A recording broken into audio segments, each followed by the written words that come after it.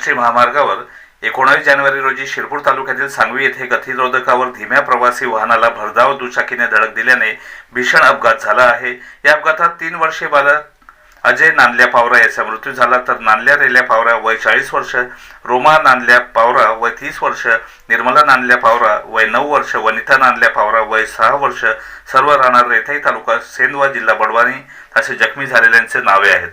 मिळालेल्या माहितीनुसार नांदल्या पावरा हा दुचाकीवरून मुंबई आग्रा राष्ट्रीय महामार्गावरून सेंदवाकडून शिरपूरकडे येत असताना शिरपूर तालुक्यातील सांगवी गावात पुढे चालणाऱ्या वाहनाच्या चालकाने त्याच्या ताब्यातील वाहन अचानक गतिरोधकावर धीमे केले असता नांदल्या पावरा याच्या ताब्यातील दुचाकीचे नियंत्रण सुटल्याने सदर वाहनास मागून धडक दिल्याने दुचाकीवरील सर्व जण जखमी झाले।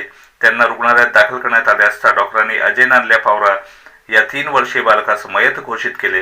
पुढील कारवाई तालुका पोलिसांकडून सुरू आहे। सांगवीहून संपादक निलेश कुमार दुबे, सत्य न्यूज।